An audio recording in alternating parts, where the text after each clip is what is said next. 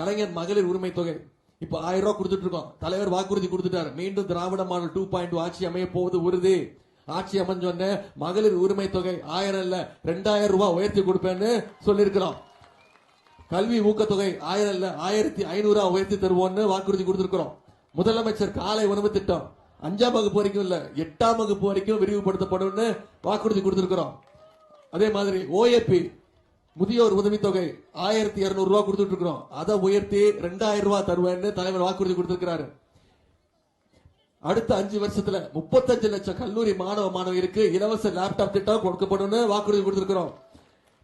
அடுத்த 5 ஆண்டுகள்ல 10 லட்சம் கலைஞர் கனவு இல்லம் கட்டப்பட்டு வீடு இல்லாதவங்களுக்கு எல்லாம் வீடு ஒதுக்கி தரப்படும் வாக்குறுதி கொடுத்திருக்கிறோம்.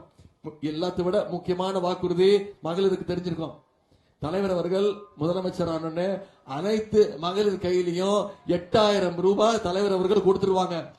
அந்த 8000 ரூபாவை நீங்க உங்க வீட்டுக்கு என்ன தேவையோ, என்ன மின்சாதன பொருட்கள் தேவையோ அதை நீங்களே முடிவு செஞ்சு வாங்கிக்கலாங்கிற அந்த திட்டத்தையும் அறிவிச்சிருக்கிறாங்க. இதெல்லாம் நடைபெறணும்னா வர்ற சட்டமன்ற தேர்தலில் மிகப்பெரிய வாக்கு வித்தியாசத்துல உதயசூரியன் சின்னத்துல வாக்களிச்சு சகோதரர் TRP ராஜா அவர்களை ஜெயிக்க வச்சு நீங்க சட்டமன்றத்துக்கு அமைச்சிருங்க.